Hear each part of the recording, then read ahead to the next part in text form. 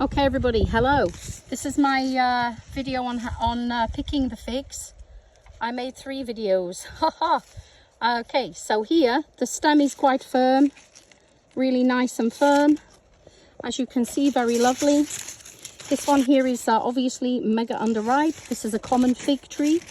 This one here is overripe. As you can see, the stem, it's beginning to dry on the tree. This one may be susceptible to bugs on it, so I'm not quite sure if I would oh, look at that, and that would just drop naturally to the floor, and probably the javelis, the wild pigs, will come, I mean, they may not now because of my scent. I'm here with my feet, so they might not come. Okay, so sometimes you will get them where the insects have been eating them. Now the insects at first, when the first lots of figs came on the tree, they would be all over these. They would have been all over that one that I've just picked. They would be crazy for them. But now, why climb up the tree when there's all of these on the floor? They are like full of figs by now, the ants and anything that wants to eat them. So I'm picking this one, which is really good. It's nice and firm. It's really lovely firm, and just opening it up like this. And always, every fig you eat, I would highly recommend you check for worms. So as you can see inside, it looks a little bit maybe like little worms to some people. Other people will be like salivating and going, that is such a juicy fig and I want to eat that now, and that looks amazing, like me. But obviously, if you are not sure, I'm looking past the camera now, and this here has no worms in it. Okay, now sometimes you might see one big worm, like one big worm in it. Normally this is my experience. You will either see one big worm or just a few, and then in some figs there will be lots of tiny little worms. I don't know what insects these are. If you know what insects they are, please comment below. As we know a little thing about figs, every fig had to have the death of a wasp to create it, because right at the bottom, I seem to believe here, a fig when it was a flower, please do your own research on this, would go in and pollinate, and it can't get back out again. So apparently figs are not vegan to some people. Nothing is vegan, because this could have worms in it. I could kill 20 insects if I even pick this and throw it away. They will die. So no fruit, no vegetables, are you listening everybody, is 100% vegan. Nothing on this earth, no food is 100% vegan. You can be due diligent and care. I was a vegan for 2 years. I've been a vegetarian for 8. So please allow my wisdom to from Wise Roots settle in your energy field, and you know, respect my opinion and experience on not just going to a supermarket and actually coming to a tree and picking fruit and looking after this tree and caring for this tree and pruning this tree all year round. You know, I have over 7 fig trees, and this I'm going to eat now. There's no worms in it. So it's really good. It's absolutely beautiful. This is full of prana. It is fresh. It has got no contaminants in it. It has got no pesticides. It is not a monocrop. It is just beautiful. It has got all of the wisdom and knowledge of the soil, of the water, of the sun, of the climate here, of the environment. But if you're picking figs as well, just one thing. When I first started, I was not aware the sap that you get, it will make a white sap, can be very irritating for the skin, and so can the leaves. They will sometimes, mother fig tree, she doesn't want you like taking too much from her. She doesn't want this. She wants you to take just 1 or 2. She wants many animals to come and feed here. She doesn't just want you to pick everything. So what she does is she creates, I don't know the chemical constituent, but you can, apparently a lot of people use the fig leaves in tea. They are very delightful as a tea, and very medicinal and very healing. So but if you are in the tree with your forearms, picking the figs, oh, I felt like I'd been at first bit by ants. I picked like about 4 kilograms of figs, bearing in mind, it's if you pick a lot. If you pick a few, you're okay. But if you pick like kilograms and kilograms from one tree, like all the way over to the top, and you're in the tree and you're around the tree and you're surrounded by the tree, just kind of probably put long sleeves on, put something over your hair. But it wasn't insect bites. The itchiness, once I'd cleaned my forearms, it just came on, gradually came on. Ooh, itchy, itchy. Ah, I'm feeling really itchy. I think I've been bit. And when I went in, I'm showing you just the figs as they are. There's a lot of that have gone over on this one, and then lots more new. Yeah, when I went in, basically I washed my forearms 3 times with natural soap and water. And the itching went immediately, within like 15 minutes. So it was definitely leaves.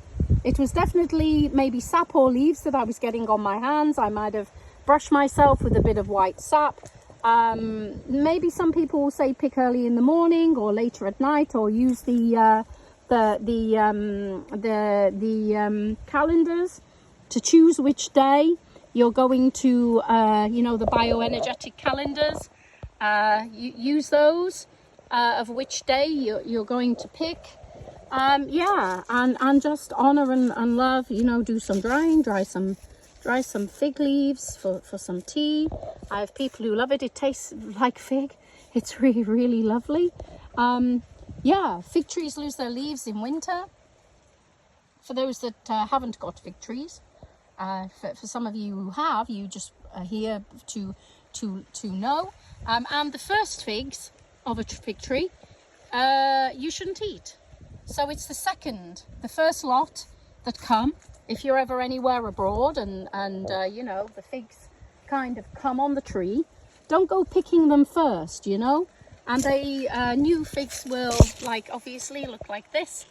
Very small, very green. I hope I'm not going to get itchy. I don't want that again. And then they go like really purple, and you see a green one and a purple. And then, as I said, they are nice and proud and firm on the stem. And then as they get older, they go like floppy, and the stem goes, you know, and this one may have more insects in. Oh, you see it dropped. Yeah, they just naturally drop to the floor, as I showed you earlier. You know, this fig's absolutely everywhere, all over at the bottom. So yeah, anyway, this is my 3rd fig video. I'm rambling about figs. Yeah, okay, so please give me a thumbs up, give me a like my videos. And yeah, I'm going to show you this sky again. Look at it. Look at this sky. This sky is Portugal in August. We know what they're doing. We know what they are doing. Look at it. August. Yeah. What is happening here? What is happening? This is the sun here. Look. There's the sun. Right there. That's the freaking sun. Yeah? Undercover. So, you know, I'm and you can even see the trails. Look at that. Can you see that trail? Can you see where it was? And that goes all the way down to Alvezer Mountain, because there's a beautiful mountain down at the bottom, and it creates an like a microclimate here. So with it creating a microclimate, it runs sometimes these weather patterns all the way. Look, you see? More splits in the clouds. This is not just a video about figs, because this cloud cover is affecting the figs, how they grow. At the gardening here, I've been told a lot of people have had to, here's Alvezer Mountain. And again, you've got like weird cloud shapes going towards the mountain there. Yeah, very interesting, isn't it? Yeah, and there, like splits coming down and in. But obviously you will, because, you know, this is the sea. From the sea is that way. And this is the first mountain range. So the air will circulate and whoosh, whoosh, go over. Yeah, and then over that mountain is further inland. So it creates microclimate. A huge, massive microclimate being here. With my lands just in front of the first, there are other mountains, but this is the end of the Seco, kind of, which is the first biggest mountain range inland from the coast of like Nazaré and Figueira de Foz. So I was told this anyway by a lovely geologist here. He shown me the map, so it's not me saying it. I met him in Fatima. And he's works with the grutas and the caves there. He works with like kind of the geology of the land and the gemology, crystals, gemstones, things like that. An amazing man to know. And he was telling me this, you know, so it's some shared wisdom from a Portuguese native who has been living here and lives on the Seco range, just kind of around and near Fatima. So yeah, clouds, more clouds. Okay, well, I hope you enjoy picking figs, going to fig trees, picking the leaves. Always leave a gift. Thank the figs, thank them, thank the tree for providing the figs. They like a little bit of maybe of some manure and human manure or animal manure. Make sure you feed them nice. Obviously check how to feed a fig tree if you have them on your lands. You know what is the best composition for soils and things. Give them a little bit more soil.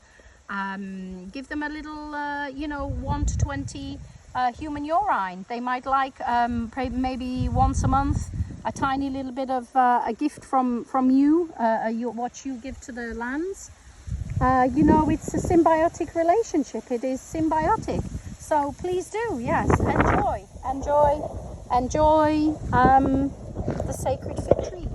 Okay, thank you very much for tuning in. Cara at Wise Roots. Leave your comments below, like, subscribe, share, you know, do whatever, and have a most glorious, beautiful day. Lots of love from Portugal. Wise Roots.